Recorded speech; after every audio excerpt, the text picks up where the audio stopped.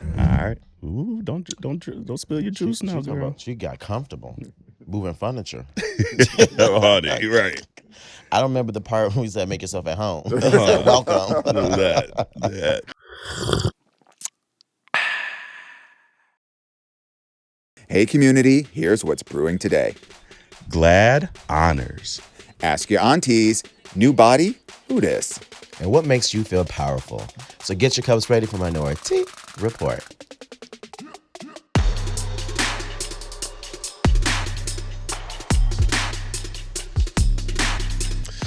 Hey, welcome to Minority Report. It's Auntie Corell. It's Auntie Dwan. And it's Auntie Jarrell. Hey, y'all. What's up? Oh, wait, hold on. I can at least like touch you in person. I feel like we should be holding hands right now, like one of those moments. Exactly. Like, this is 5 years in the making. We gotta hold her We gotta do like no pot. Wow. Yes. Wow, look at this community. If you're not watching this on YouTube, by the way, You have to watch. you need to watch this episode on YouTube because we're actually live in person with each other. in person in the same room. This is wild. Yeah. This is so wild. It's so 5 years. beautiful, and it's a culmination of just love and light and scheduling and timing and, That's a word. and post-COVID and all those things. That's a word. I'm honestly curious to see how this episode is going to go. I know. Because normally we have miles between us. So when we have our little heated conversations, we can pull up a cell phone on the side and tune out. You're But I got to look you in your face when I say I don't agree. I said what I said. Right. With the rah-rah. I know that's right. But yeah, community, we're like, maybe we're actually going to be together. Maybe we should record this together. Right? Live? Yes. In person? Yeah. It's been a weekend, though. Should we tell them why we're here? Yes, we should tell them why we're glad to be here. Glad to be here, right? Yeah, so we're in town. We're in New York City right now. We got invited to the GLAAD Honors. And for that, it's just it was obviously the whole weekend's about GLAAD, and they have their media awards and things like that. But the night before the media awards, they had a specific night just for Black and brown folks, queer Black and brown folks, and just creators, influencers, folks in the industry, writers, producers, et cetera, politicians and things like that, to just hold space and have a table, really. We always talk about being visible in the spectrum and having tables. That was a big ass table, to kind of open that up. And I think this is their third time doing it. And the first time in New York. First time in New York, yeah. And so we was out there being our auntie selves and shout out. I mean, we got to meet so many people that we wanted to meet in person. Yes. I mean, shout out to Deshaun first. Yes, thanks Deshaun. For being at GLAAD and saying, no, we need our own space. We need our own event to just hold space and commune and meet each other and network and dance and bounce on that shit, dance, And so shout out to him and GLAAD. And we finally met Tony in person too from GLAAD. Yes, that was incredible. That was incredible.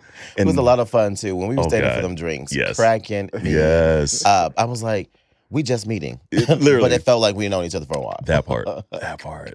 And then we saw Daniela in person. Yes, Daniela. Yes. She looked good. Body is bodying. The white dress was everything. Face was beat.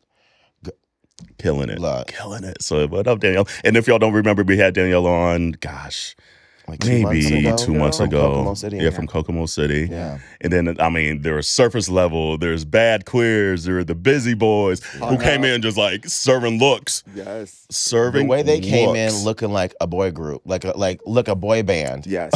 Matching outfits, different colors, but had the fringe and everything. Yes. Faces were beat. Let me tell you, to be young again though, let me be honest. I was telling y'all this off camera. Okay, Dwan. She said, what you mean? It's I'm still young, thank you. Still there, thank you very much. Don't let these Clooney's fool you. I know that's right. No, but I was saying off camera to Corell that this is probably the first time I met a group of young people that reminded me that I have to scroll to find my date of birth. Because let me tell you, I'm over here now. I have officially passed. You have crossed that river. Look, okay. And how do I do it? Ooh, got that pocketbook. Let's go. Gone. Honey. That's the move. Yeah.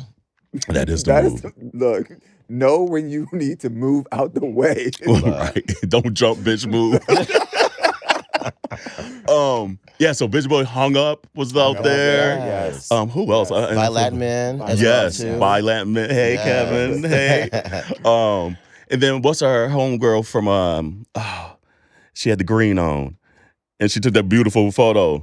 I forget the part. It's like Crazy Sexy Cool or something like that. Yes, Femme Queens. Yes. Femme Queens. Yep. Yes. So it was dope to meet all of them. We need to get that photo. We do need to get that photo. Now that I think That was a about good it. photo. That was like one of those Ellen moment photos. Like, but nothing but black queers. Right. Yeah, it was like Ellen at the Oscars. Ellen at the Oscars, yeah. I was like, wait a minute, which Ellen? Right. It's like, oh, her. Like, oh, this one. That one. So no, it was cool. Very, very cool to be in that space and just meeting new folks as well. Like George and who? And George and who? I think Bacardi. No, stop. Yeah, okay. Okay. Acting brand new. Yeah. No, what was his name? Federico, yes. And I mean, Federico's like the representation at the White House, for just HIV and AIDS awareness and just queer folk, period, you know? And so it was great to meet them. And then we just had a time last night. Yeah. We really showed up, though. I'm not going to lie. Like, showed up and showed out. we were joking this morning. We're just like, we are just really ourselves in the room. Because we were just cutting up. But this is why we are called the aunties, because aunties will auntie no matter where the situation, the occasion. It could be a birthday, a funeral. The aunties will still be your aunties. I know. So that was a lot of fun. We're just us. We are just us. Like the singing, and I'm glad my voice held up. Yeah, because I was scared because it was the drinks were flowing. And I was like, oh, Lord, here comes the singing and the yelling. And, oh, Jesus, Carell, calm down. Not me out there bucking, though. Like, bitch, I was out there. Like a mechanical bull. Look, I was getting it. I have to say, like, having spaces that's for us, by us. Yes. Like, when we walked in, it felt like home. Yes. And to be surrounded by so many Black and brown queer creatives and to be surrounded by that energy. Shout out to GLAAD. The event was phenomenal. Yes. The kickoff, the artists that they brought onto the stage and showcase more. Oh yeah, we were outside last night. Inside, he said, "We outside." That's right. We outside. He gave us choreography and everything. Down. Hey. I was like, okay, yeah, the performances were incredible. And even just the photography. I mean, of course, there was like the red carpet at the very beginning, but then like the photo station at the end, or not inside the event, that was just, it just felt like us. Every bit of it in that space felt like us. And it felt so comfortable and so wonderful. It did. Yeah. The energy was incredible. Yeah. Like, there was like no ego. There was no, oh, I'm better than you. I'm bigger than you. None of that. It was just like, we are just so excited to meet one another, commune with one another, and have a good ass time and represent and show how dope we all are. And it was the compliments. It was yes, thank you, right? because let me tell you, like, people showed up and showed out, literally. Yeah. And some of these outfits, which I want to tell y'all a story. Okay. So, and community, I didn't tell them the story before, so this is a new story for them.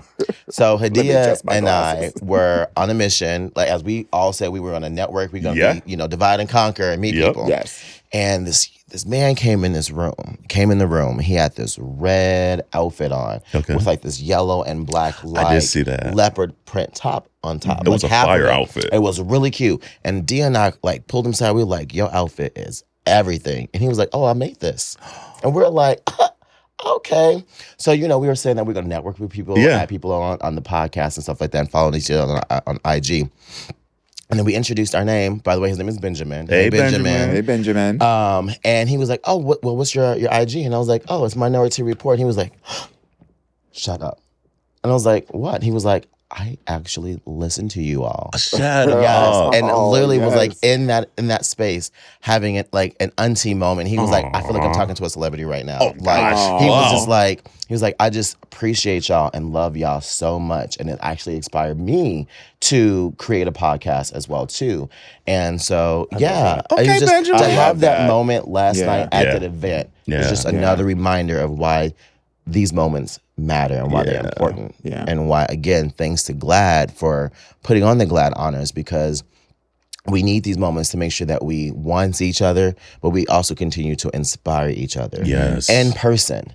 You know, it's one thing to send an email, a text message, a phone call, but when you get to touch your neighbor to your left or your neighbor to your right, Reach you out know, and touch. it's a whole other different vibe. Yeah. So You never really know what your reach will really be, but the fact that we've had the opportunity to share just everything about our lives and our perspectives and create a space where people feel like I can actually learn some things, I can contribute, I feel seen, I know what y'all are talking about because that's my experience.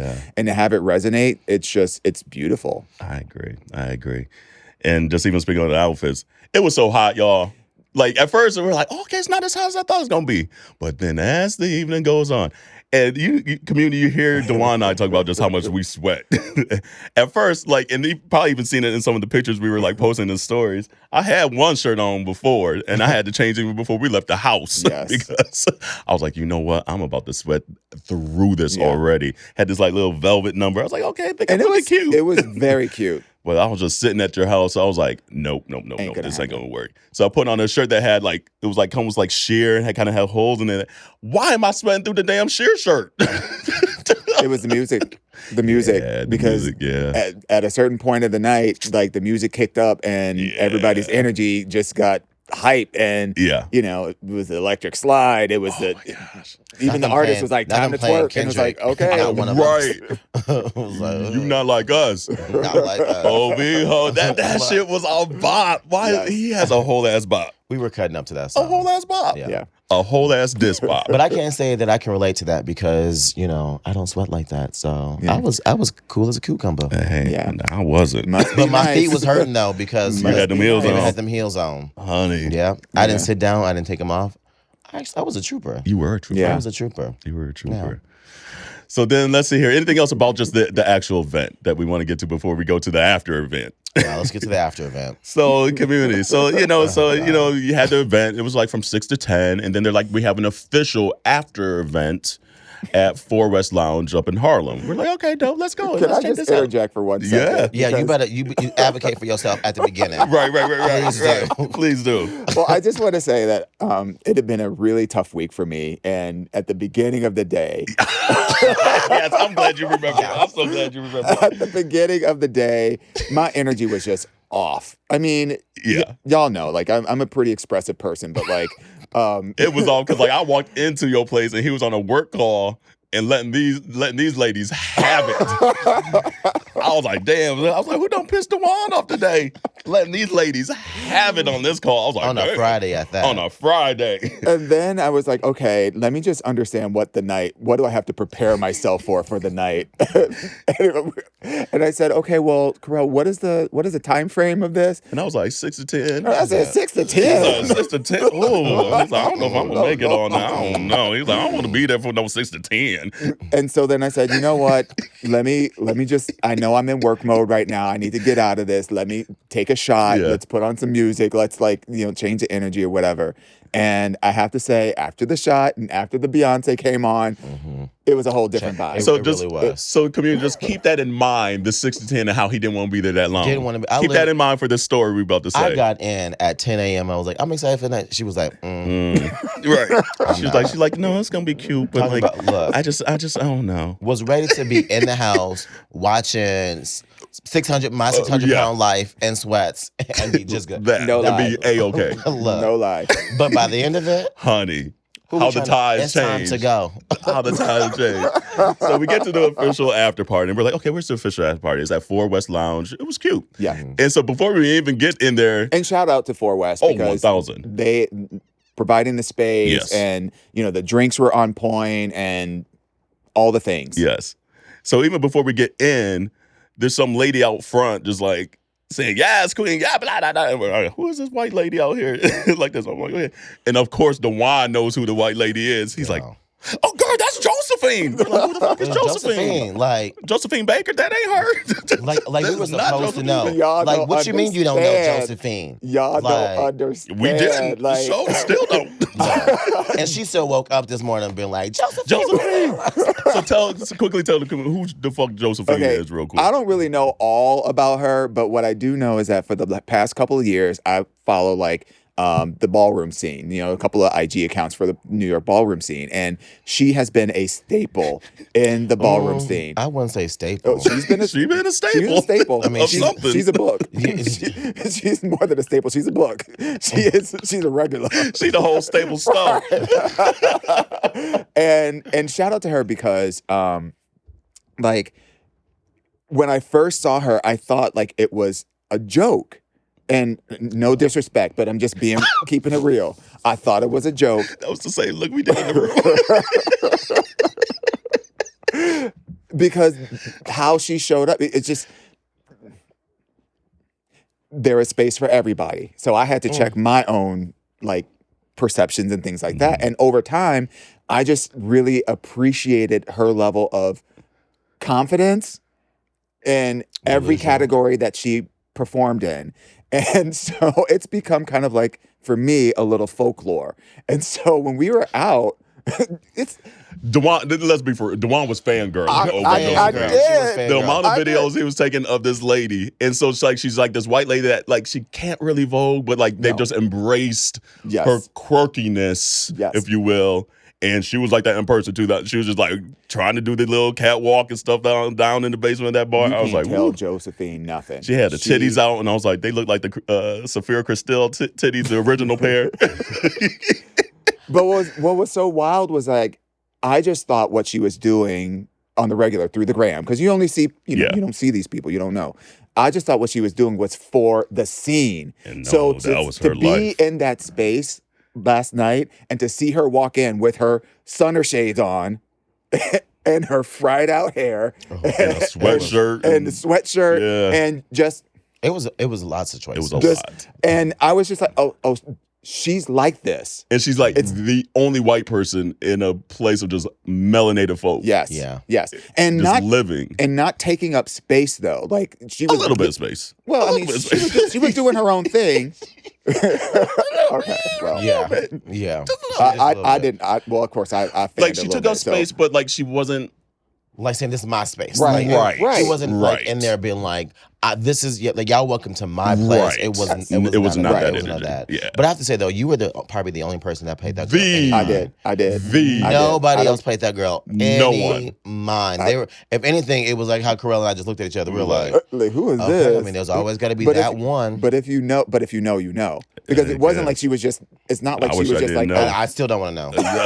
I don't want to know. Okay. I mean, and if to you be clear, Josephine, keep it on the low. And to be clear, like, and to be clear, stay your ass at home. This is one of those things where like I didn't really want to like meet her or like like develop a like get to know her or anything like that. But it was just like it was how like when you have like a curio cabinet and you have like little like tchotchkes in there. It's like I just want to look at it and just have it be right there. And then she was like, "You're in person tomorrow." Yes. Well, no. Right. Well, let's keep talking about the after hours. Though. Yes. So we get there. So we see her outside. We get in, and everybody's got to pee. Oh, girl. And we didn't have to tell this part of the story. I just want to know, like, because we ended up not peeing inside. We found a little, you got to do what you got to do sometimes in New York. As a man. But was the bathroom as destroyed as they were saying? No. Oh, it was not. I mean, let me rephrase. I was 4 people after. So I assumed that there were a number of flushes and things to whatever. But honey, by the time I got there, I was just like getting ready to explode. And honey, I don't know how how y'all do it with them lines, because. But then here's how the rest of the night progresses for Miss I don't want to be out 6 to 10, and she probably should have stayed home because first she loses her wallet. Not even 10 minutes into the bitch. Loses her wallet, ordering drinks, and realizes, hold on, where the fuck is my wallet? I'm ordering drinks for everybody. And literally, and not have my wallet. She's like, oh my God. So she's like calling the Uber. She goes in, the Uber's like, no, it's not in the car, And we're like, where have you been? The only place he has been is the bathroom. And the line. In the line. And so, because you're going to go look in the bathroom first. But then he goes there and looks in the line. His fucking wallet's on the ground. On the floor. On the floor by the bathroom. Yes. So we're like, girl, okay. Woo. And Jawan's not normally like the messy girl. Oh, just a precursor. So, the drinks are flowing, the music's good conversations. Say that good first part people. again. She's not normally the messy girl. No, after that. The drinks were flowing. No, the drinks were flowing, for sure. So because I'm not normally a messy girl, but honey. So then they, the music started getting good. They open up the downstairs area. We go down there. The music's good. And then we're sitting on this lounge. The music's good, partying. And here, I got to recreate because I'm sitting down. DeJuan's in front of me on like this kind of little stool. Yeah. And I'm then standing up next to him. And Jarrell's standing up next to him. Ashley and George are right here. So we're all like, oh, the music's good. Cute little Ben was right here. I was like, oh, who's this little cute little Ben man? So I literally, the second I turn to just say, hey, Ben, next thing I know, I have liquid on me. And I look and I see DeJuan on the floor. And all I see is his face in just sheer embarrassment, sheer horror, panic, sheer everything. And he goes, I got to go home. Now, to be clear, the seat gave out. I didn't give out. I was in control of my own faculties, but the seat actually buckled because it was like a plastic ottoman or little pillar or whatever. And it literally just went bloop, and then I went back. Drinks fly. Fell on my back, spilled my drink on my shirt. I'm on the floor. Not everyone, but the people that were around were. And it was like a circle. There was a circle. It was a circle. Like all of a sudden you were like in the middle. We're like. I felt like a turtle that could not Literally, he gets up wet, and he's like, that's it. I gotta go. And once DeJuan has made up his mind about just anything, it's gonna get done or it's gonna be. It's a wrap. Ran out. I was like, there's not gonna be any convincing. I was like, and so I'm looking at Jarrell. Jarrell's looking at me.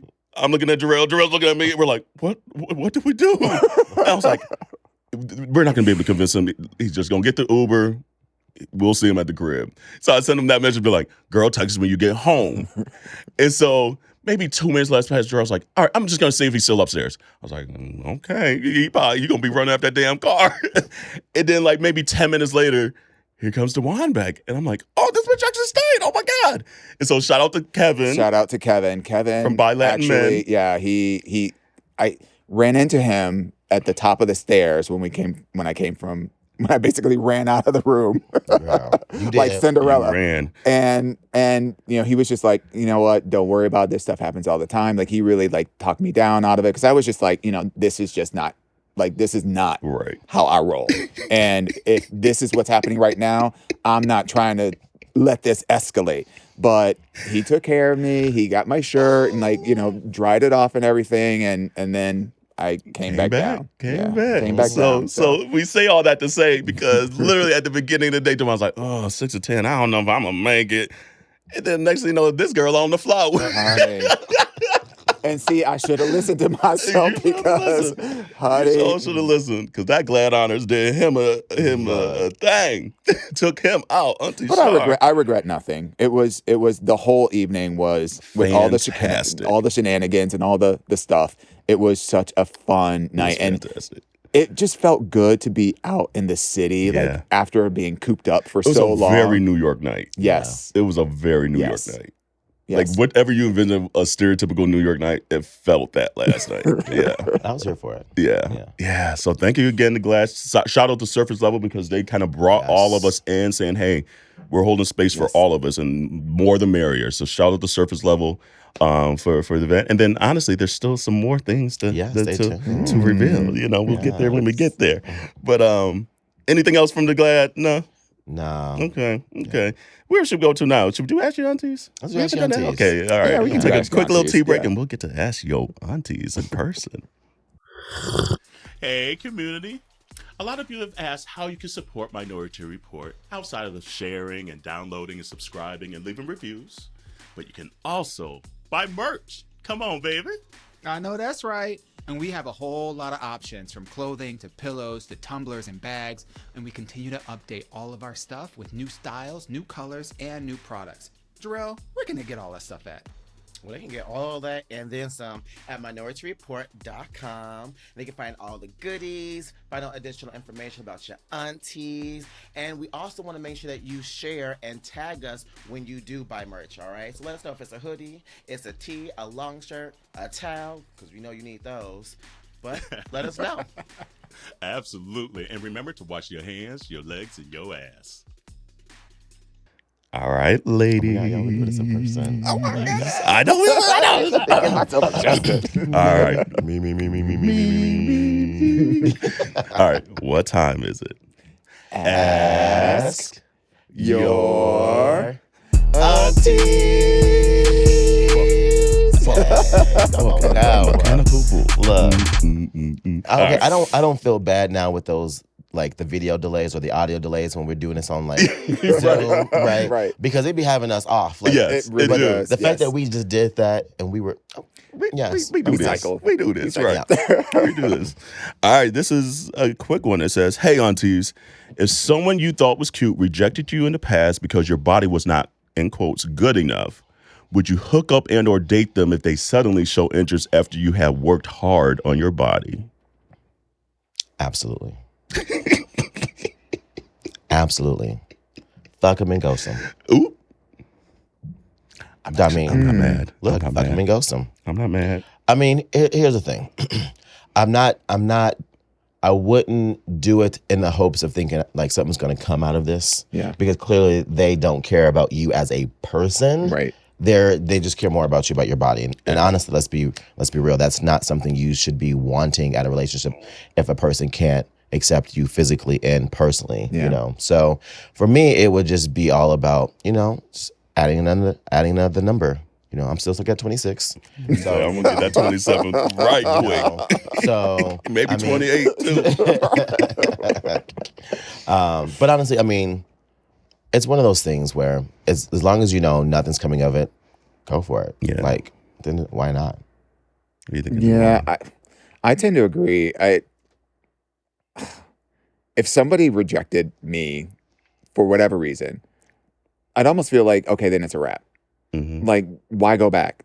There's no point. And I get that there may be some other motivations, like, oh yeah, well, they're still hot and da whatever. But like at the end of the day, it's like you're not really gonna get that much out of it, and it's just gonna be like a check the box kind of thing. And Yeah. is that really worth it? Like with all the dick, all the ass, all the titties, all the mouths, all the holes, all the things that are out there. And I'm sorry, I'm reeling from last night. Yeah. Clearly. I know we ain't Still really on get the into flow. all the details. That's okay though.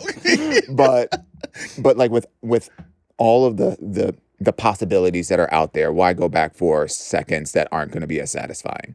Oh, so you're saying you wouldn't? No, hook I don't up? think so. Oh, okay. All I right, think thought you for me, Yeah. Okay. it would be like if you reject me because my body, my whatever is not Yeah. in your thing, then there's nothing there Yeah. for me. Like Right. I've never been a transactional sexual person, so just the act of getting off, like I can do that by myself. Yeah. Like I don't need nobody else for any of Oh, that. Lord, So Trevor, what you laughing at, Terrell? Why am I asking him like, I'm gonna fuck this person in positions only where we can look eye to eye? Like, because I want you to see me. Like, this is gonna be the one time we're gonna do this, and I want you to remember this face. I'm gonna make this mine. I'm gonna shit on these walls. I'm gonna fart in your mouth. No, that's right. What about you? What do you think? I'd probably hook up. Yeah. I mean, like, I'm not even going front because like if I thought they was cute, like at first, like you're like hopeful, but like, oh damn, he cute as shit. Like he could get it, like my sugar walls, like, and it like to feel that rejection, that would really suck actually. Yeah. But then it'd be like, okay, I took the control of being like, okay, maybe I need to get myself together or whatever. Maybe, hopefully, I didn't get myself together solely for this one human being. Sure. Like that's a little problematic. Sure. But it's just like, okay, let me, maybe there's some little hint of truth in it. Let me get this body right. And then now you attracted to me? Oh, now I got the power, ho.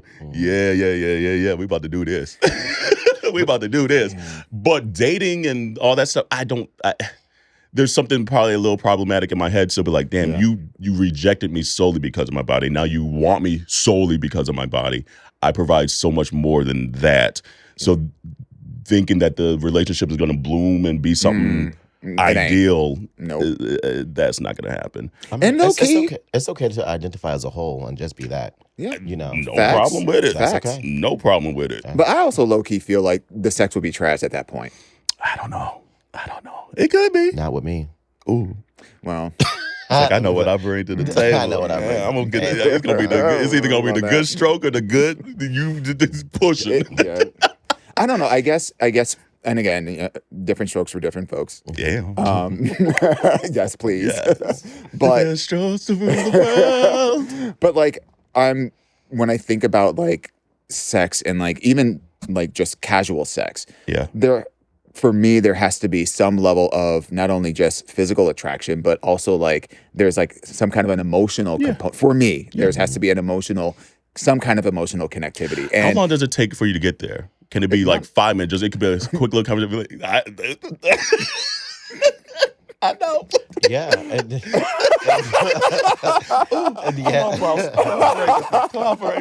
Just a little shoulder. it don't take long. I mean, Right. You know, Right. But like, I mean, like you could tell like the energy from the get-go. Yes, Like, no, absolutely. I enjoy your energy. Yep. Now I'm on board. absolutely, Yeah, 100%. But like something about like something about rejection. Yeah. It cuts the energy off. And so if that part's not there, then at this point it truly just becomes a check mark. It's like, okay, well, we did that. And I'm like, okay. Yeah. But y'all know I'm petty though. So like for me, like a rejection is a say what? I wish a nigga would. You said no? Right. Okay, we're gonna turn this no into a yes. Yeah. And then be like, okay, I'm good now. And then just go about my business. Like yeah. You want So- you want them to now feel the rejection. right, exactly. Oh damn. And so that's the emotional aspect for me. We need to unpack that. Because for me, it needs to be, an emotional connection as well too. Right. The emotion is pettiness. The emotion is anger. The emotion is So there's a reason behind it. It's not just cause at the end of the day. But That's funny. Yeah. That's so true. That's so you. That Right, that's me. 1000%. He's like, yes. And now I feel happiness.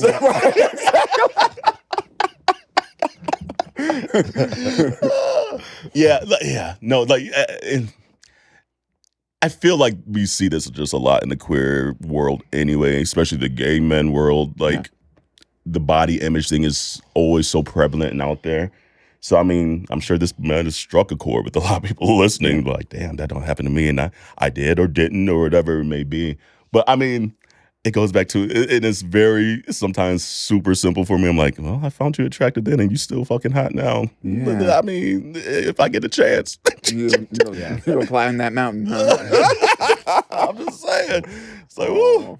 It's like, I mean, because it's just like, I'm just trying to think of just like a man more. Like, be like, ooh, you didn't want me now? No, you climbing the ooh. Like, yes. But I wouldn't be dating after that. No, it'd be super transactional. I couldn't even fathom having sex with that person. Yeah. Couldn't even. Yeah. They would be taking their clothes. Like, it could be the hottest body. I'm like, You'd be like, ooh. I don't know. I mean, I slept with people just to get back at other people. So, I mean, honestly, it's not above me. One of those 28. It's not above It's not above me. Honestly, I probably got like 4 notches on my belt just because of getting revenge on somebody. Petty else. sex. Honestly. Yeah, we talked about a That's couple of those. Yep. On the podcast. Yeah. Yeah. That is funny. Well, okay. Well, community, let us know. And where's my camera? Camera 1. Community, let us know. Would you hook up with someone that kind of priorly rejected you because of your body, and now you got the good body that they enjoy? Would you hook up with them? Let us know. And then continue to send your questions to ay@minoriteareport.com or DM us. And I don't know the number off the top of my head because usually I have a piece of paper and I don't have it in front of me right now. But it's the T line. It's like 847 T line, I think, is the first 3 T-line. digits. So leave us a message there if you want to kind of leave your Ask Yo Aunteas live so we can hear your voice live and put it on air. So those responses are going to be interesting because yes, it's about to be Yes. summertime. Yes. And you know how people act. be outside. Be outside. Cuffing season is over. Like Auntie Star over here. Oh, you got that new Ozempic body. I know that's right. I know that's the truth. That is the truth. Got someone asking me, literally, so I had posted on a couple weeks ago that I had lost 15 pounds in like 2 months. And someone was like, did you do it naturally or did you use Ozempic? And I was like, bitch, I wish I could afford that shit. Where it at? That's a word. Where it at? No, it's all natural. That is a word. Stop No. myself. There is no stigma to me about that shit. Look, do what you got to do, Absolutely. ho. Yes. Period. This morning you woke up and said, we were talking about like, because Roland Garros is just around the corner. Yes. And I sometimes like we all just be so in sync about shit. It's like fucking bizarre. Like even like we were just laying there this morning on our phones and Beyonce was playing in the background. And then it got to the Miss Honey part and it was like silence and we're scrolling and then we were like both Jarrell and I at the same time. Honey. It's like we lost it. We were like Miss Honey at the exact same time. Both on our phones. Literally. Doing two completely different things in silence. And it was like, Miss Honey. I was like, this is too crazy. But another way we were just saying this is just because I was thinking about this the other day too with Naomi Osaka. And you were like, do you think she's ever just going to get back to the level she needs to be that she had like maybe prior to the baby or prior just to just a lot of life and I was like, I don't know, like the talent pool just gets thicker and thicker and the talent just gets greater and greater by every given year. And so sometimes like when you're gone, higher and higher. And so and sometimes it's not your priority anymore. Yeah. When you have a kid, like that's number one. Yeah. And for so long, tennis was like number one. Yeah. And it's just natural to have a little slippage because it's just not your 100% priority. And it's fine. Yeah. But it's just like, I was thinking the same thing. It's like, I don't know the answer, honestly. I don't either. I mean, the truth is, it's really just going to come down to her. Yeah. I will say the reason why I asked that question was just because I enjoy her for the sport of tennis. Yes. I really enjoy her for the sport of tennis. And I do love watching her play. One of the things that I have noticed about a lot of these younger athletes, however, is that they are coming up. I feel like being an athlete today is a lot different than being an athlete back in the day. Like, can you imagine like Venus and Serena growing up being Black young women in tennis with social media out there? Yeah. You know what I'm saying? Like now when you are an athlete, the world is literally watching you at any given moment. And the way for them to reach out to you are in multiple different ways now. So you hear way much more than you ever would before. And so to see so many of these athletes now being so open about mental health and what comes with the pressure of being in that spotlight, you know, as much as I want this for her, I also just want her to be happy at the end of the day. 1,000. Right? So that's why I was asking that, because I feel like in order for her to get to that stage again, she might have to give up something else. That I honestly can't see it without that level of giving something from, you know, something to being at that level again. No, you might be right on that. And it's just like, what do you pick then? Yeah. You know, it's not going to be the kid, and hopefully it's not your happiness and your mental peace. And so at this point, I think she might have to just, and hopefully she's there, just rediscover the love of it, you know, and that be enough. Yeah.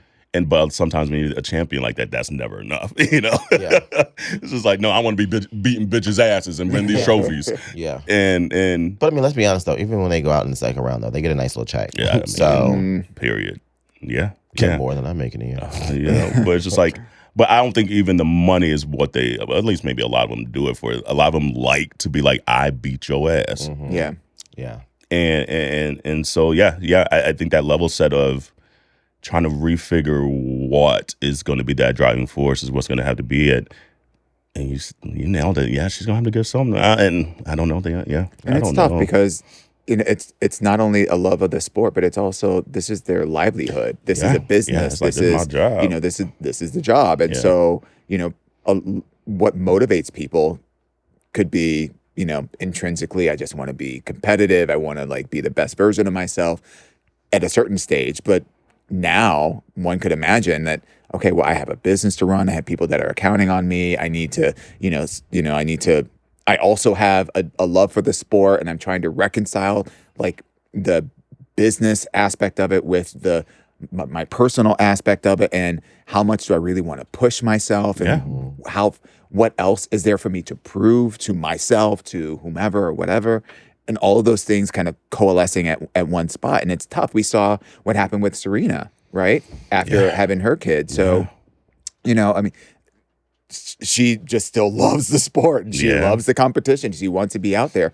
And, was she able to reach the peak performance that she had before? She got really close. Super close. Super close. A handful, or like damn near like 6 times in the finals. Yes. 6 times in the finals. Just couldn't pull it off. And that might be that slight edge, that the demotion of the priorities, or the refiguring of the priorities that she just needed, or that she had before, that like, and again, it's okay, but that's probably a tough pill to swallow. Be like, man, my whole life was this. This is what I wanted my entire life. Yeah. And then to have something switch, and now that's what I want. Yeah. But I also want that. Right. But I can't. That's crazy. And it's not just like a lot of sports, and you all know this, it's not just a physical game. Yeah. It's the strategy game as well. 1000. It's the mental game. And at a certain level, particularly in tennis, because you're mostly playing one-on-one unless you're doing doubles, you start playing the same people over and over again. So you get a sense and a rhythm and an intuition about how they play and how they show up and how you need to respond to But the more that you're in the game, the more that new crops of individuals start coming in who play very differently, who have different styles that you're not comfortable with. And we saw this with so many other tennis players, that these newcomers come in and they don't really know they have the skill, they have strategies, but they don't know how to pair them together in a way to make it work. So it is an interesting kind of phenomenon, not just figuring out what do I want to do personally to achieve my personal best, and how do I want to show up, and how do I want to navigate this space, but then also how do I play this game when the field is changing.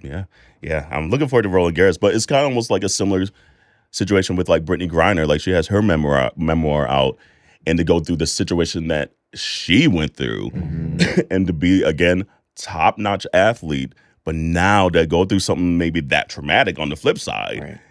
And then to try to come back to athletic life when you're just like, no, I'm a changed human being. Right. And she did great, like, for the literally not be playing ball for damn near like a year. Yeah. And she did great. And obviously this season's back on, and we'll see how she does this season.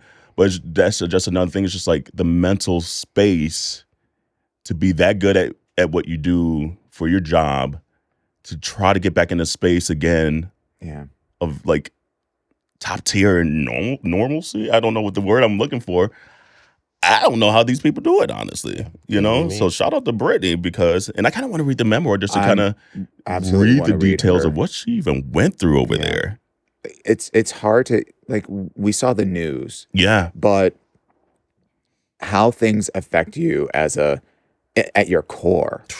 And, she shared this with, was it Robin Roberts? No, Gail. Her interview I forget was which one she did it with. Was it Gail? I think it was Gail. Okay. I think so. We'll go with whomever.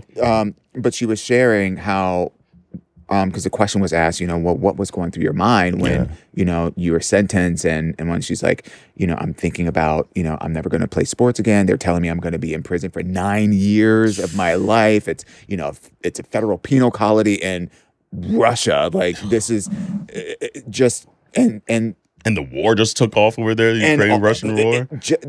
So many things that were happening, and I'm very curious to know, like, what was going through her head. Yeah. How did she survive knowing that there were so many things that were just beyond her control? Because ultimately this became less about someone who did something wrong, and it became more of a political stunt that she was used as a pawn for. Yeah. Yes. And how do you reconcile that?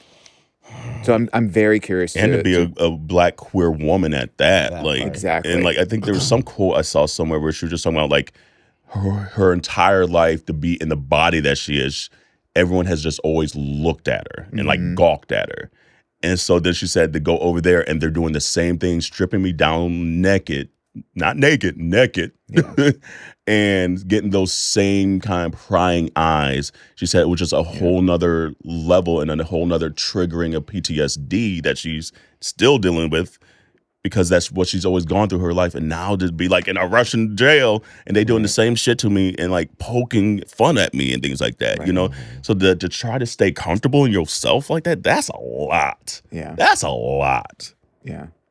So shout out to her. Brittney for surviving that and still obviously still trying to deal with a lot of the emotions of it and still be a top tier athlete at that. Right.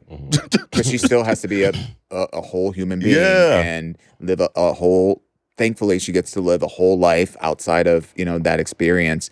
But I mean, just to go through, when you see people who go through those kinds of things, it just makes you have so much empathy for people who stories go untold, who are going through very similar, very traumatic situations, you know, like Naomi Osaka and dealing with all the, you know, the mental health and wellness issues. Well, even that journalist is still over there too, if I remember correctly. Absolutely. Yeah, and he's been over there for years. Yes. Yeah. And I'm like, and this kind of parlays into, like, recently there was an article that came out that says, think transgender women have an advantage in sports. A new study disputes that idea. So that's a whole nother lane of just, again, this sports angle of the mental capacity, the physical capacity, and things like that, and people kind of trying to dictate your situation. And so I remember like 3 years ago, maybe 4 years ago, we had that episode about Castor and how they're dictating how much testosterone a woman can have and not have and things like that, and pretty much cast her aside from the sport. But now this study is saying, a new study out of the UK undercuts the idea that transgender women have an advantage over cisgender women in sports and suggests that trans women are less like cis men than many suppose. And so that's always the angle that they say. They're like, oh, it's just a man in the women's sport and all this shit. And now they're having these studies saying, wait, hold on. No, we're actually funding these studies. But the crazy thing is, and let me find out here, somewhere in this article I read where the folks that are doing these studies now are getting death threats. They're getting things like that because they don't want folks to actually fund studies to dispute what they've actually kind of laid already. They don't want the actual facts. So it just is discouraging other folks to actually fund studies to actually find out what the facts truly are. And that truly sucks. And so just, again, in this political climate, and that's why voting is so key. Make sure you're registered to vote. Get out there and actual vote, because we need folks more like us in these spaces to be like, no, time the fuck out. That's not it. We need to fund these studies. We need to fund these groups or whatever it may be to really make sure folks know the facts and let folks go on with their lives and play sports and do like normal ass shit all day, every day that like we all do. You know, and so it's just wild. It's just wild, but still for them to have the mental and physical capacity to be like, despite all the noise, I'm going to perform at this high level and still beat ass, you know? And so shout out to everyone still kind of going through that. And hopefully more studies come out that just kind of prove the facts that, nope, put transgender folks, male or woman or non-binary or whatever, into the sports they want to play and let them play. And that's it. And step your game up then.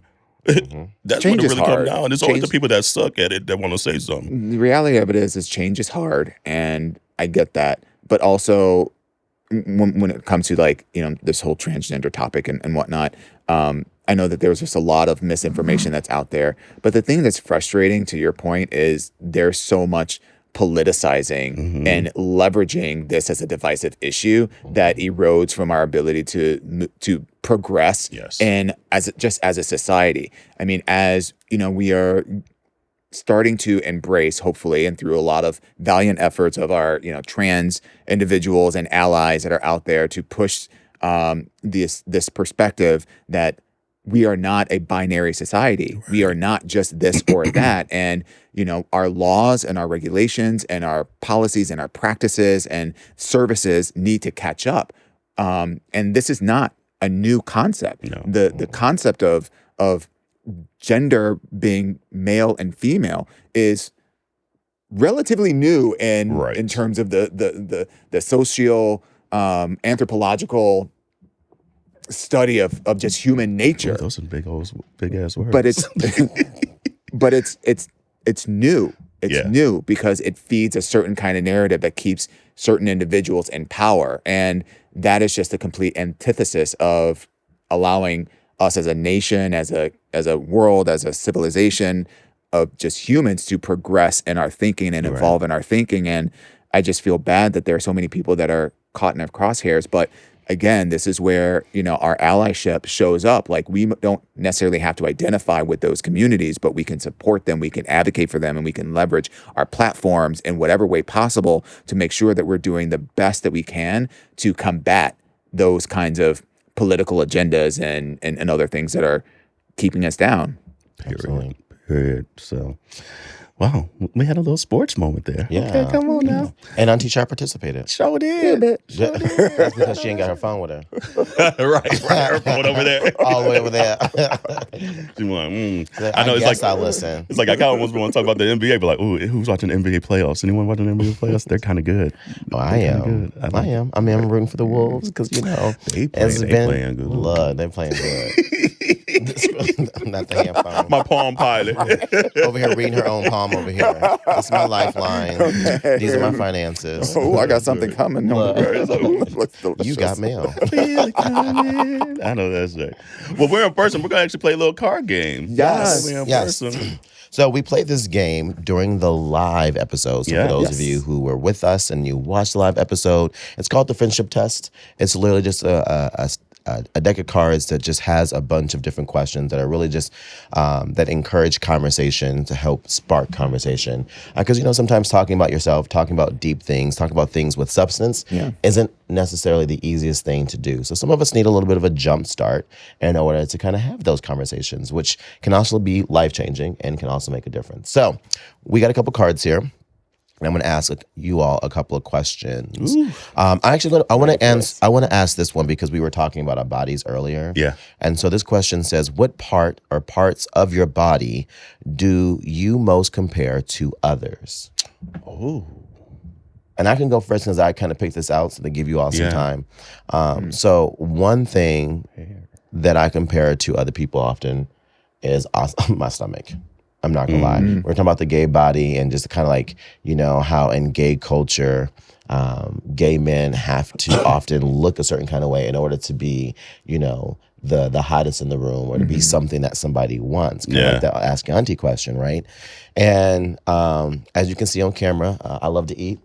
And I ain't missing no meals. I ain't missing no meals. Okay. And so I have a love-hate relationship with my body in the sense of, choosing to eat because that's something I love to do. And then having to try and, eat all the healthy, super healthy stuff and only that stuff so that way I can lose the weight, which is kind of what I've been doing now. And so part of what encouraged me to lose some weight was honestly when we were in PV for your birthday and just being around so many gay men in the pool who had bodies and they were looking good and delicious. And I'm like, damn, I'm gonna be up here in the water to my neck, right? I'm gonna keep my stomach below the surface, right? And so I had to realize that, I want to make a change. So that, and the other thing too, and y'all gonna make fun of me, don't laugh, y'all, but I compare my ass to other people, okay? So here's the thing. I mean. Look, no, okay, I swear to you all, I don't see it. To me, this is the only ass that I have. See it. Okay. Baby. Because it's behind you. That's why you don't see it. But in You're my behind. mind, but in my mind, it's a little booty. Like, to me, the thing I think is big for me are my thighs. My thighs are, to me, big. And so for there, that's what I have. Why are you looking at me it's like a that? yes. She just said, go ahead, girl. It's a yes. Look, y'all gotta watch Auntie Char right now. It's a yes. But, so for me, it's also my butt. Yeah. I'm just so stuck at how you think it's a little booty. Literally, even the last couple weeks of just doing some things, they're like, Jarrell got a dump truck. She got a dump. And it's a good thing. Like, people pay a lot of money for asses. Look, and on the flip side, one of the things that I compare is my ass. I know she fell on the floor. She's like, ooh, my butt hurts. That's why she was looking at me like that. She was like, this bitch. I know she fell on that floor. She's like, ooh, my butt. Look, Like, she said, because you ain't got that No, cushion like we got. right, exactly, girl. I'm like, my bones. Not my butt. My If you don't shut your ass up, literally. She's like, my bones hurt. Oh my God. I had nothing to fall back on. Literally. That's funny. But low key, like, yeah, my butt, like it's now I'm not doing anything to fix that because I could probably be working it out or whatever. But yeah, like my butt is one. But on a more serious thing, one of the things that I've always struggled with is my skin because I have hyperhidrosis, so that's a skin condition where you just excessively sweat, and it's not just in one particular area of my body; it's all over, all over. And that has been a real just lifetime struggle, and knowing that other people don't have that kind of issue is challenging. And so there's hyperhidrosis. I had really bad acne growing up, and I still have flare-ups from time to time. You know, I have oily skin, I have combination skin. Like there's always something going on. And it's just when you have something that is a challenge area for yourself, and you see that others don't have those same challenges, you think about it, you're just like, damn, you know, why this my lot? Why can't I have? Why it gotta be me? Why can't I have? Why can't I have thick thighs and a big old donkey instead of sweating out every shirt and 3 times a day and doing laundry 4 times a week and like all the things. Yeah. No, mine's probably acne as well. Like I still suffer from adult acne, had acne growing up and things like that. So that's probably always going to be the one where I'm like, hey, that's a bitch. Oh, shit. And most times I kind of have it under control. But like you say, you just get these moments where it's just flares and you're like, well, what is we going to do? Right, what is we going to do? I'm going to walk out this door and go to the grocery store. That's what I'm about to do. But yeah, that's probably one. But I mean, I get the stomach thing too. Like, I mean, like, all my weight always goes to my stomach. Like, I'm like, well, there we go. Just out here. We suck this stomach in today. Get these angles. It's like, I'm looking at the camera over here and I'm like, hold on. Look, I've probably been sticking out this whole episode. But like, I don't know, like, luckily for the most part, I don't really compare my body too much to people. Like, I always say, you don't get the body you get today. Yeah. Whatever it is. Like, I ain't got no other options today. Yes, I could work out a little bit more. I can eat a little bit less. All good things for sure. Yeah. But like I kind of fluctuate here and there, and you just don't get the body you get. Like that's a journey, though. And because I think we can all agree that all the things that we think about in terms of internalizing and comparing and all that stuff, I think one of the beautiful things about getting older now that you're part of the crew. North of 35. Right. Since you're part of a Gen X. Girl. And we'll tell that story in detail once everything's revealed next month. More to come on that. But one of the things that I love about getting older, because I've never in my life struggled about getting older. Yeah. That was one thing that like I don't have Peter Pan complex. I'm not like, one of those people that like, oh, I have to look young or whatever. Like y'all see, I come on with the clue. They look cute too. Yeah, she's glistening white in these hairs. But one of the things I really appreciate is getting to a certain level of acceptance of just who I am and what I've got. And I'm by no means, like 100% there, but there are a lot of things that I've just come to accept and now I just deal. Yeah. It's like, okay, it ain't going to change. It hadn't changed in 40 plus years that I've been on this earth. Right. So, and it's unlikely that it's going to change significantly anytime soon. So I just have to accept it. And one of the other things that I really appreciate, especially about like you two, is that people just accept you for who you are anyway. Yeah. So the things that we struggle with internally, other people don't even see it. Like I look at y'all and I'm just like, y'all be rocking. Y'all could be wearing just toothpaste and just be looking delicious and gorgeous and a crest smile. All those things. And so it's wild like how we do amplify those things that we don't really like or that we compare with other people, and then other outside in, it's not even a factor. Because you got to almost think, and like it's easy to say it out loud like this now, but we all do it. But it's just like you said, we're all so in our heads that we don't got space to be thinking about and nobody else like that. Right. The stuff that we think people are looking at, they in their own heads thinking we looking at something else on them, Right. you know? And so it's just like, you think about that, and it's like, we're just all just trying to get through this damn thing called life, one day at a time. And we all got the insecurities and things like that, but it's just like, I think it is something just as you get older, and it's always going to be moments where you're like, damn, I'm just not feeling it today. You know, I'm feeling in my feelings and it's bothering me.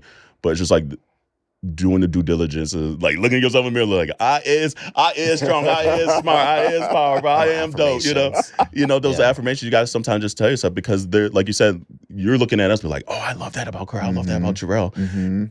We gotta tell that about ourselves sometimes, and it's way easier said than done. It's way so crazy easier said than done. because, like, I think as especially as Black gay men, I always go back to the analogy of like our voices and like hearing your voice for the first time, like recorded, and like what you think you sound like versus what it actually sounds like. And when we first started the podcast, we asked a lot of the community, hey, we want you to be part of this. We want you to record a little opening for us or whatever. And so many people are like, I don't like the sound of my voice. And it's just like, but we do realize that everybody else hears that voice on the regular. So you not liking it is literally like a you thing. It's not like a but I mean, but that's a hard thing to overcome though, because that's something that you can't change. Like, your voice is yours, and so it's hard to get to a point of liking it because there's very little control that you have over it. Like, I'm one of those people, I don't like the sound of my voice at all whatsoever. And I don't like hearing myself. Like, when I listen back to our podcast, our episodes, I cringe when I'm talking. I love to hear you two talk. Do not like hearing myself talk at all whatsoever. And I think part of it, though, stems from, you know, just growing up being a little Black gay boy, you know, having so many people talk and say, like, don't talk like that. You know, like, you sound like you got a little sugar in your tank, you know. So at a very young age, I was always reminded about how I'm speaking and how the way you talk is going to have people look at you a certain kind of way. So, no, it's interesting because, like, if there's one thing about me that, like, is super consistent, is my voice. Like, daily, oh, I like your voice, I love your voice. Oh, you have such a voice. Do you sing? And it's almost become an identity thing, but it's like one of those things, like, I can't control it, I'm just speaking. This is what God gave me, and it's gonna be what it is. But it's just interesting being in the room last night, again, in those spaces, and that's why these spaces are so important. So again, shout out to GLAAD, because you just see the plethora of just height, weight, skin tones, it's so fucking incredible. And so standing in that, in a weird way, you're just like, I like where I'm at because I bring my own individuality to it now. I don't want to look like them because they killing that shit. I couldn't kill that. Like, I couldn't rock that. Like, but I could rock what I'm doing. And so in a weird way, those spaces now, maybe growing up when I wasn't maybe as secure with myself, would have been maybe more intimidating. But at moments last night, I was like, oh, wow, hold on. I'm okay to hold space in here. And it's cool to see the plethora, and we're all so beautifully dope. But I have to say, we have to remind ourselves, though, just how lucky we are to be able to be in spaces like that. 1,000. Because there are people who are listening to this podcast right now that have never been in spaces like that. And so how do we give people advice in those moments, right? Where you don't have the opportunity to see a room full of people who look like you but aren't you. At the same time. Create space. Create But I it mean, sometimes. Like, because I mean, like, honestly, that was my first time in that capacity in a space like that. And the only way it came was like, we slowly but surely create a space for ourselves, you know? And eventually, and we were saying it before we hopped on, it's just like sometimes consistency of whatever you're doing is key. And so if you're craving that, be consistent of either creating the space or seeking out that space. And eventually something's going to like turn and like, I feel like there's an intentionality to it that eventually you gotta kind of have in it. It's just not going to just be like, I don't know where you're in a room full of Black queer people, you know? And it's, again, easier said, because, like, again, not everyone's afforded that, but sometimes if you seek it out, and like, I know a lot of times, like, we grew up in small town America, and it just was not there. Luckily, like, I had like the church and things like that, so I had a lot of like just Black representation. But like Black queer representation, literally last night was probably the first in 40 years to have it on that scale. And I want to shout you out because you're the poster child for creating spaces. 1,000. Just think about what happened last year with the Black Yeah. ERG at work and and how we were able to carry that forward. And then also, if I'm remembering correctly, you also participate in like a Black queer brunch that happens on a regular basis. And that in Seattle, where there's talk about, speck of pepper and a sea of salt, ain't a lot, but that intentionality to either participate in or like this year when you drove that event. I mean, that was such a, like, just as a friend and as a professional colleague to see that and to see it come to life and, to be like, hey, is there something that you can do to help, maybe some budget and whatnot? It's like, yeah, I got you. Yeah. Like for those that are friends of, it's stepping in. And we talked about allyship a little bit. Yeah. Like, that's sometimes you gotta not only gas your friends up, but you gotta support them. Period. When they're trying to do something that's creating space for others, and it's difficult. Like, and that event had like tons of people. Yeah, there was a lot of people there. So you saw a need for it and you created it. And again, not everyone maybe has that capacity, but like networking and be like, hey, girl, it's not my ministry, but I think you're actually very good at this. Yeah. Like, I have this idea. Can you help me? And that's how it's slowly but surely getting that ball rolling to do something. I would say though, it got to start within yourself first. You got to figure out why you need this and what and give yourself a purpose. And again, like I said, that intentionality behind it. Mm-hmm. So then that way you have motivation that's authentic behind it, and it is going to naturally encourage you to continue to put yourself in uncomfortable positions to network if that's not your thing, right? Yes. To be in spaces that you might be the only person in. Yeah. Mm-hmm. So, which I think is good because it's going to take us to our next question, since we want to end on something a little bit more positive. What are you doing when you feel the most powerful? Taking a shit. Not relaxing your muscles. I was thinking the other end. Right, that part too. All the bodily fluids. I'm weak. Most powerful. Honestly, if I'm being honest with y'all, powerful word kind of almost like makes me feel a little icky. I don't know. Like, I don't like to abuse power. And something about that word sometimes makes me uncomfortable. Yeah, okay. That's interesting. I mean, for me, powerful means to me, when I hear the word powerful, I think of strength. Okay. I think of or what most makes comfortable you feel. What makes you feel like, hey, these bitches ain't stopping me. Ain't nobody touching me, right? To me, that's powerful. Yeah. Now, to your point, I understand. Some people abuse power, but I think that's different than powerful, right? Yeah. So for me, honestly, I feel the most powerful when I am, honestly, kind of what you were saying, when I'm creating space for others. Mm-hmm. I feel very powerful in those moments because I know what it feels like to be in a space where no one else looks like you. Mm-hmm. Yeah. And so to create a space where people who look like you but still have different lives and careers and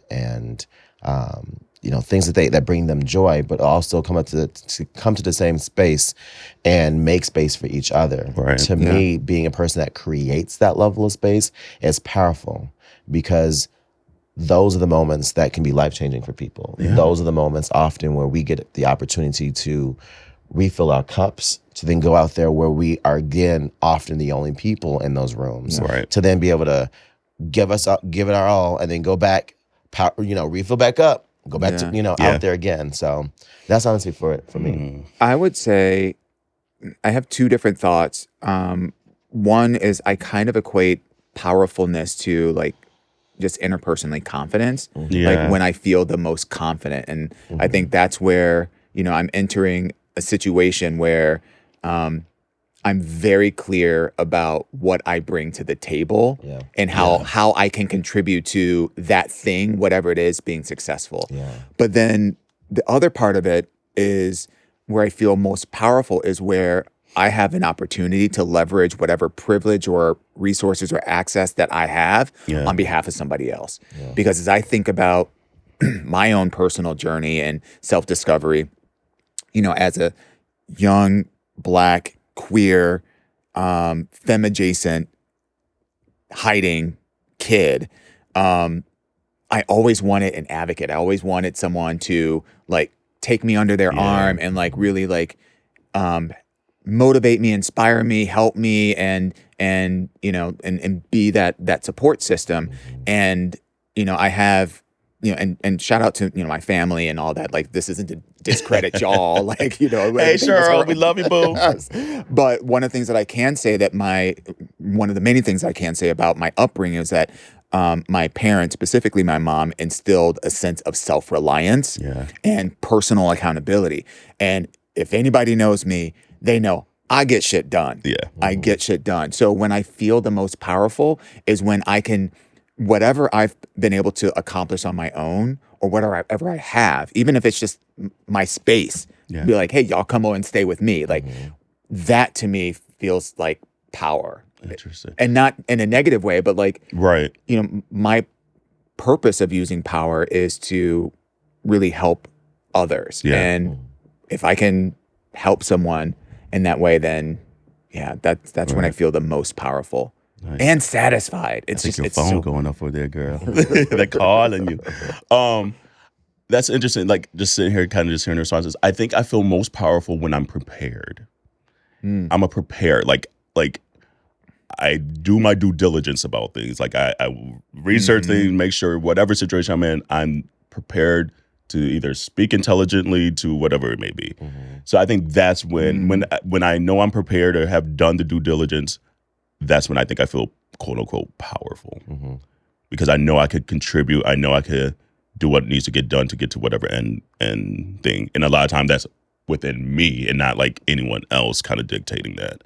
And you do that a lot, like even in conversations where there's something that comes up and you're like, I don't really know a lot about that. Let me go back and then figure it out. Read about it or whatever, and then you come back to the conversation. You always do that. Like I try to do that for the most part. And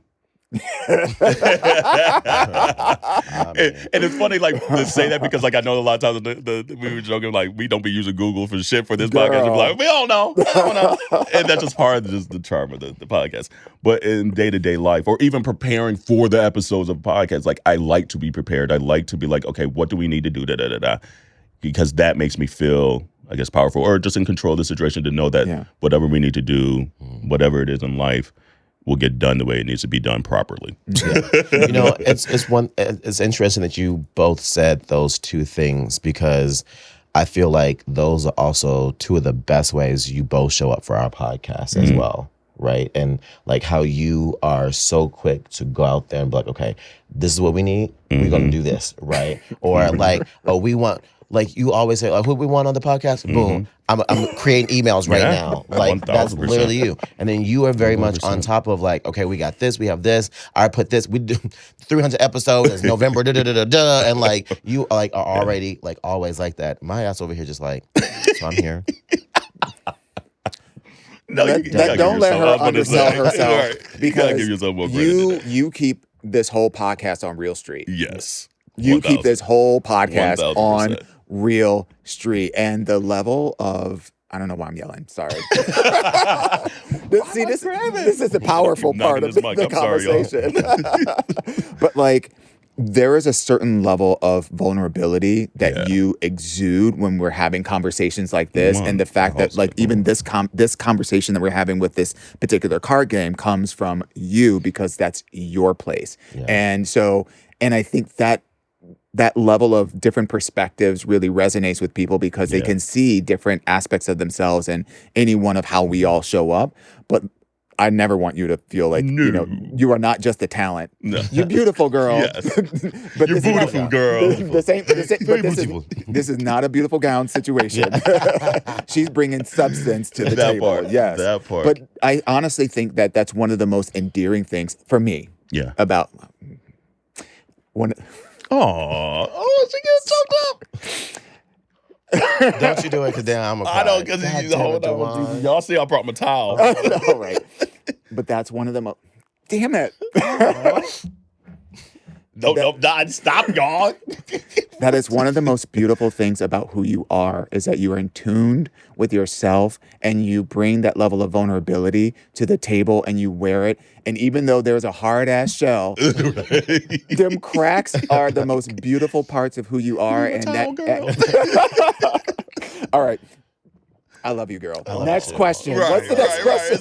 Exactly. We're having an Oprah moment right now. I'm a thug. I can't be crying over here. We need to move on to the next game. Right. This is why we need to only get together once every 5 years. That part, right. It's like, damn. Shit, they came on here to be crying and shit. Right. Well, no, that's dope. I don't know. That's the whole list. We actually got to round through the list. Damn. Oh, okay. Anything else on our hearts and minds? No, honestly, I just want to say I've really enjoyed the last 2 weekends with y'all. Like being out here in New York, I can't wait for the community to see what we have coming out. Seeing a little bit of that last night at the event was just really amazing, even though we saw like the last 2 seconds of it. It was in the, what'd you say? We was in the throes of conversation. We were in many throes of conversations. But no, I'm really excited for the community to see. That's what, hold on, before we gotta be real about that. There was some cute ass men's at this place last night. We ain't talking about like, come on, the melanation was popping for a lot of people. They were just some very pretty looking human beings. I don't know. I looked at my feet the whole night. I didn't. You said Jesus. You said Jesus be offense. I was like, Jesus be offense. But I said, the fences got gates, right? Really did. I was like, see, I'm over here trying to mind my business. Honey, like good looking human beings in there. Yeah. We had very respectful conversations. Yeah. Oh gosh. Yes. I did. Look. Respectful conversations. Look. Again. But there were conversations. Dewan wanted to feel like a damsel in distress with her little blouse on. She's like, oh. That was a little bit of that outfit was a little bit of a departure for me. I'm glad that you all convinced me to go with that. Super and cute. Shout out to David Silva in Mexico City who designed that little shirt for me. So thank you. Okay, little fashion game. She thought she was at the Met Gala. But no, it was a good. I agree. The last 2 weekends have been blessed. And the funny thing, community, like we always joke about, like we haven't been in like the same rooms, and literally in the last, I guess we haven't even talked about this much. We got to drop. We forgot to finally drop all that stuff too. Yeah. Like I guess we were like together back in like the holiday time period too. Yeah. And that was the first time ever all three of us were in the same room, which is insane. Because a lot of people just, even last night, people were like, wait, how do you guys do your podcast? Like, and you in Seattle and you in Philly and like in Atlanta even then. It's like, again, the intentionality of it all, you know, but it works out. But like, to finally be in the room, it's just a whole nother dynamic that I just thoroughly enjoy. And that's the one thing I think a lot of people see too, like even in the rooms and spaces we're in, we like each other. Yes. Like, it's like we were just like put together to just to be here. No, like, if this podcast wasn't here, we would have been doing the exact same thing. Same conversation, like literally. Like I was like, and so like we were talking about this at the beginning of the episode, just like how we were just cutting up. We were literally being ourselves, and that's so refreshing in those spaces. Yeah. And so you hit it on the nose. Like it is hard to sometimes have these spaces, but we have to just continue to create and push and create more of these spaces because they're so necessary to just feel so whole on that level. Like I feel so whole when it's just the three of us, but the times that by the hundreds of people that were there is so incredible. It's a weird, phenomenal, amazing feeling. Yeah. It's so weird to walk into spaces and just feel like seen. We're doing this. Instantly seen. And we have agency here, and we have a point of view, and we have a perspective, and we belong, and we're a part of this big thing. And for me, I just left last night a little sore. But, not the good sore either. Right. Bones all brittle this morning. But I left feeling so motivated about what the future can hold and how we can continue to embrace and celebrate our community through this medium. So I'm really excited about the future. So community, if you kind of like this little setup, it's got us brainstorming for the future of what to kind of do and more kind of like in-person and podcasts like this, and even like in-person like events. But yeah, we'll see. Anything else on your hearts and minds? No, that's it for me. We're gonna be out there in the streets, so we outside. Show up. I'm inside. I'm outside then. 'Cause it's nice out today, finally. It ain't Oh, it is raining. nice out. Exactly. But all right, well, community, wash your hands, your legs, and your ass. Actually, hold on. We got merch out there, minorityareport.com. Please, thank you. You can get this sweatshirt. You can get some other new stuff out there. Please subscribe, download, share with your friends. Again, the playlist, we're super close to all the monetization goals that we have on YouTube. Just play that playlist. Let them hours just go up and run them up. And that will be very helpful for your aunties. So, okay, until next week, wash your hands, your legs, and your ass. Bye. Bye, y'all.